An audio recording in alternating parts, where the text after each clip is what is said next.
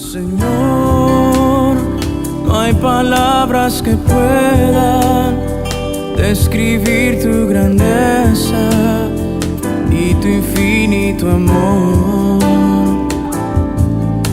Jesús, sé mi luz y mi guía, y sé el aire que respiro. Hermanos, ¿cómo están? Buenos días. En esta oportunidad vamos a seguir aprendiendo la palabra de Dios a través del TCD. Continuamos con el libro de Ezequiel, el capítulo 29, el capítulo 23, del 36 al 49, dice: un juicio justo, tiene por título. Y me dijo Jehová: hijo de hombre, ¿no juzgarás tú a Ahola y a Aholiba y les denunciarás sus abominaciones? Porque han adulterado y hay sangre en sus manos, han fornicado con sus ídolos, y aún a sus hijos que habían dado a luz para mí hicieron pasar por el fuego quemándolos. Aún me hicieron más, contaminaron mi santuario en aquel día y profanaron mis sábados. Pues habiendo sacrificado sus hijos a sus ídolos, entraban en mi santuario el día para contaminarlo, y esto lo hicieron en medio de mi casa. Además enviaron en busca de hombres que vinieran de lejos, a los cuales había sido enviado un mensajero, y vinieron. Por amor de ellos te lavaste, te pintaste los ojos y te ataviaste con adornos. Te sentaste sobre un suntuoso estrado. Fue preparada una mesa delante de él, y sobre ella pusiste mi incienso y mi aceite. Y se oyó allí el bullicio de una multitud que se solazaba con ella, y con los hombres de la gente común había sabeos traídos del desierto, y pusieron pulseras en sus manos y bellas coronas sobre sus cabezas. Y dije respecto de la envejecida y en adulterio: todavía cometerán fornicación con ella y ella con ellos, porque vienen a ella como quien viene a una prostituta. Así vienen a Ahola y a Aholiba, mujeres depravadas. Por tanto, hombres justos la juzgarán según la ley de las adúlteras y según la ley de las que derraman sangre, porque son adúlteras y hay sangre en sus manos. Por lo que así ha dicho Jehová, el Señor: yo haré subir contra ellas tropas, las entregaré a la turbación y a la rapiña. Las turbas las apedrearán y las atravesarán con sus espadas, matarán a sus hijos y a sus hijas e incendiarán sus casas. Así haré cesar la lujuria de la tierra, escarmentarán todas las mujeres y no harán según vuestras perversidades. Y sobre vosotros pondrán vuestras perversidades y pagarán los pecados de vuestra idolatría, y sabréis que yo soy Jehová el Señor. Estamos escuchando una palabra muy dura que Dios está hablando a su pueblo, al pueblo que Él había llamado desde un principio y a quien había amado y cuidado con tanto amor, había protegido en muchas circunstancias. El pueblo de Samaria y de Jerusalén, que representan estas hermanas, un pueblo dividido, justamente porque había alejado su corazón de Dios.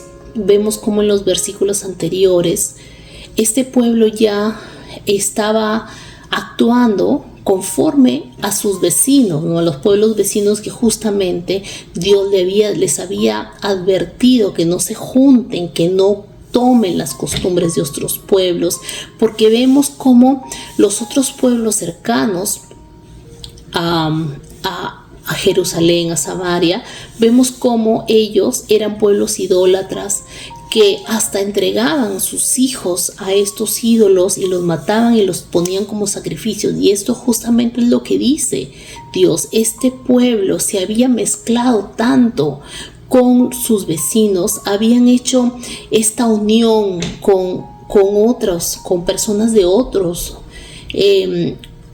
lugares, con otras creencias, y habían adoptado esta forma no de vivir, donde Dios no le dice que han adulterado y hay sangre en sus manos. ¿Por qué? Porque ellos estaban tomando también estas costumbres de sacrificios a los dioses paganos.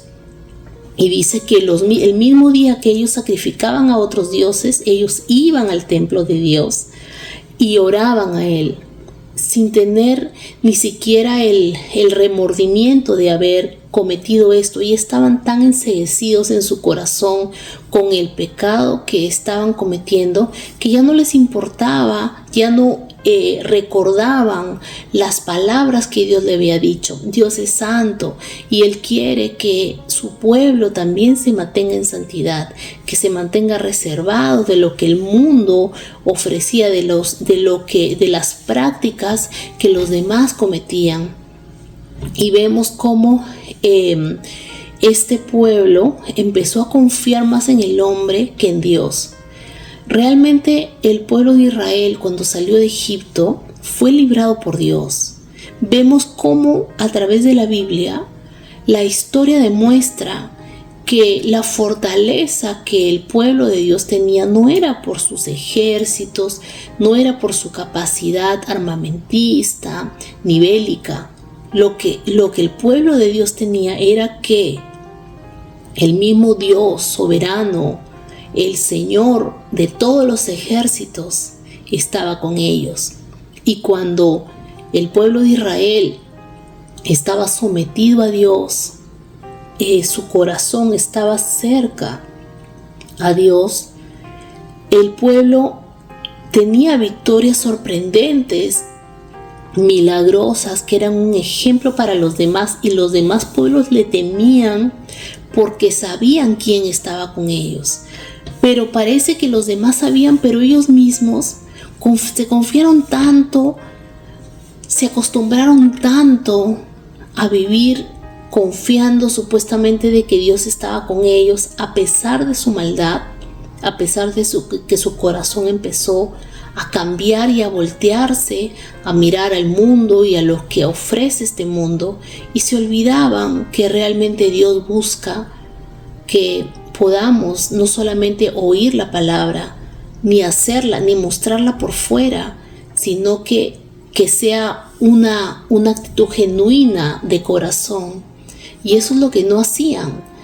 Parece de que las mujeres, los hombres, cuando hacían cosas incorrectas, contrarias a la palabra de Dios, iban al templo, oraban, hacían supuestamente la comunión que deberían hacer, las celebraciones que debían hacer, pero su corazón estaba muy lejos de Dios. Y dice de que ellos se dejaron llevar, ¿no?, por lo que ofrecía el mundo, por los atavíos, por los adornos, por la riqueza que los vecinos podrían mostrar. Y dice que entregó lo que Él les había dado, lo que era para ellos y lo que representaba la relación entre Dios y su pueblo. Y vemos cómo la consecuencia de su pecado trajo que Dios se aparte de su pueblo, no porque quería, sino porque Dios no puede estar donde el pecado está. Dios nos ama, y esto es una enseñanza de cómo Dios rechaza el pecado. Dios no puede convivir con el pecado. Y es que nosotros, ¿cómo comenzamos con algo? Comenzamos con algo tan pequeño como una idea, como un pensamiento que dejamos crecer en nuestra mente, y que eso va generando en nosotros un cambio que poco a poco se va dando. Esto no pasó de la noche a la mañana. Esto pasó porque el pueblo de Dios abrió puertas, permitió que poco a poco la maldad que estaba a su alrededor fuera contaminando el corazón de ellos, hasta que en un momento simplemente se alejaron completamente de Dios. Iban a la iglesia, hacían todas las ceremonias que debían hacer, pero su corazón ya no estaba cerca a Dios. Nosotros no podemos engañar a Dios. Realmente nos engañamos a nosotros mismos si pensamos que podemos hacer algo a ocultas y que Dios no lo va a saber. Realmente nos engañamos si nosotros pensamos que tenemos una actitud consagrada a Dios delante de los hombres, pero a solas con Él no mostramos la misma actitud. Porque Dios no puede ser burlado, Él no puede ser engañado. Él conoce lo más profundo del corazón. Él sabe qué hay en nosotros. Pero la Biblia dice que Él está cercano a quienes lo buscan de verdad. Que Él busca en Él a que Él pueda encontrar adoradores que lo adoren de verdad, con un corazón sincero y transparente delante de Él, no perfectos. Él no busca la perfección en nosotros, Él busca que nosotros seamos sinceros delante de Él. En 2 de Crónicas dice: si se humillare mi pueblo, sobre el cual mi nombre es invocado, y oraren, y buscaren mi rostro, y se convirtieran de sus malos caminos, entonces yo oiré desde los cielos, perdonaré sus pecados y sanaré su tierra. Dios estaba dispuesto a perdonar. Es más, Dios perdonó una y otra vez la maldad, y aún lo sigue haciendo. Él trajo a su Hijo único, a su único Hijo, por amor a nosotros. Y aun cuando nosotros en este tiempo nos apartamos de Él, Él está siempre dispuesto a recibirnos a pesar de lo que hagamos hecho. En Isaías dice: venid luego, dice Jehová, y estemos a cuentas. Si vuestros pecados fueran como la grana, como la nieve serán emblanquecidos. Si fueran rojos como el carmesí, vendrán a ser como blanca lana. Él no importa qué hayamos hecho. Cuando nosotros nos arrepentimos realmente y buscamos a Dios, Dios nos recibe y nos ama y nos salva y nos sana y nos limpia y nos restaura. Dios quería restaurar a su pueblo. Dios no es aquel personaje que está ahí atento a ver que nosotros nos equivoquemos para castigarnos, un Dios malvado que se aprovecha de la humanidad. Ese no es ese Dios que habla la Biblia.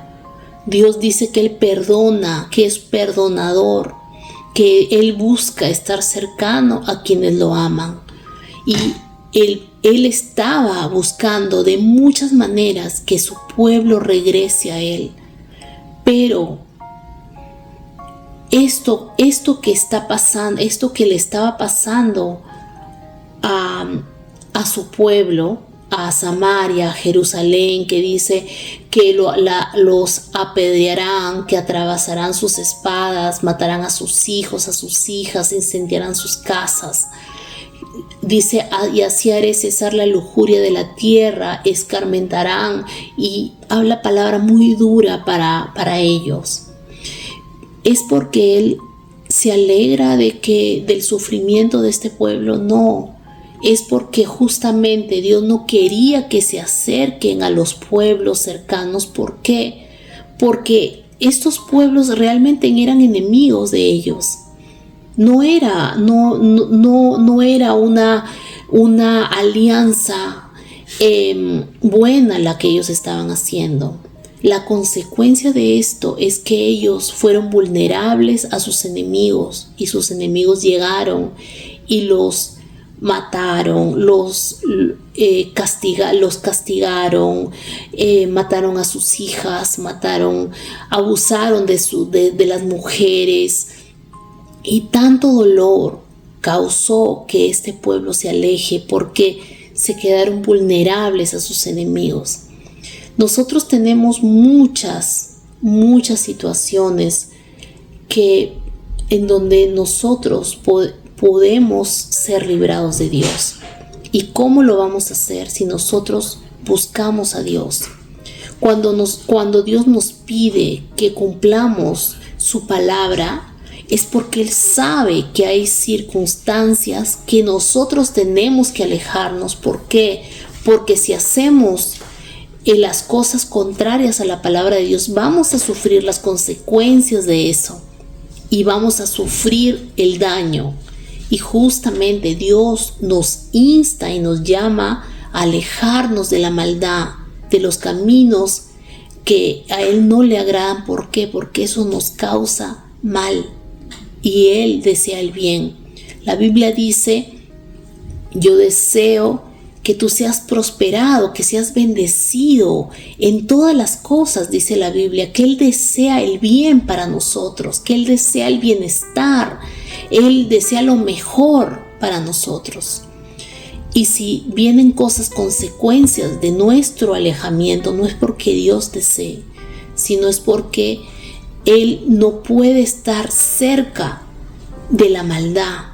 Él tiene que dar un paso al costado y dejar en libertad a aquel que desea hacer su camino sin Dios.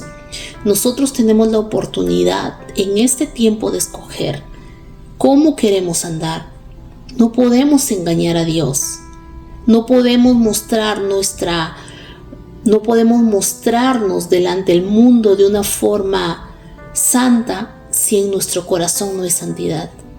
No lo podemos engañar a Dios. Dios anhela que nuestro corazón esté lleno de Él y que en la intimidad de nuestro hogar, a solas, cuando nadie nos ve, decidamos por hacer lo correcto, por ese temor reverente que tenemos a Dios, por ese respeto a cumplir su palabra, aún en nuestra mente, aún cuando nadie nos escucha, aún cuando nadie nos ve. Aún en eso debemos de cuidar y conservar la palabra que Él nos ha mandado, porque Él es un Dios santo. Y sabemos, el ser humano no es perfecto, cometemos errores, nos vamos a equivocar, pero lo que nosotros debemos de hacer es tener un corazón siempre atento, alerta a lo que puede estar surgiendo en nuestra mente. ¿Para qué? Para que se lo entreguemos a Dios y Él nos ayude a mantenernos en el camino correcto. Que Dios nos ayude y nos dé la sabiduría y que nos enseñe qué es las consecuencias de lo que este pueblo, de lo que da el mensaje de estas hermanas que decidieron el camino contrario a la palabra de Dios, alejaron su corazón, se dejaron pervertir por el mundo y cayeron como consecuencia y sufrieron el mal. Aprendamos de esa lección y que sea Dios hablándonos a nuestro corazón, y cuando venga la tentación, cuando venga el mundo a ofrecernos una y mil cosas, podamos decir no, podamos mantener nuestras convicciones firmes. ¿Para qué? Para que no suframos el daño posterior de irnos tras otras cosas, tras lo que el mundo ofrece, y apartarnos de ese Dios que nos amó tanto, que nos ama tanto y nos cuida y nos protege y desea nuestro bien. Sigamos firmes en la fe, a pesar de todo lo que pueda ofrecer el mundo, a pesar de las pruebas y las dificultades que podamos enfrentar. Dice que es una leve tribulación momentánea, pero de aquí a un tiempo vamos a ver que Dios es el que preserva nuestra vida, que nos cuida y nos ama, que Él es fiel. Vamos a orar. Gracias, Señor, por esta palabra que nos enseñas. Ayúdanos a poder tener un corazón alerta y saber que tú nos proteges. Señor, necesitamos de ti. Que nos ayudes, que nos enseñes, que nos hagas recordar tu palabra, Señor, para no ir contra ti, sino, Señor, que seas tú hablándonos y ayudándonos a permanecer firmes en tu palabra, en el nombre de Jesús. Amén.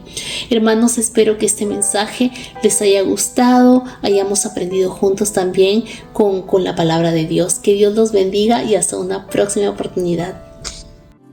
Señor, no hay palabras que puedan describir tu grandeza y tu infinito amor.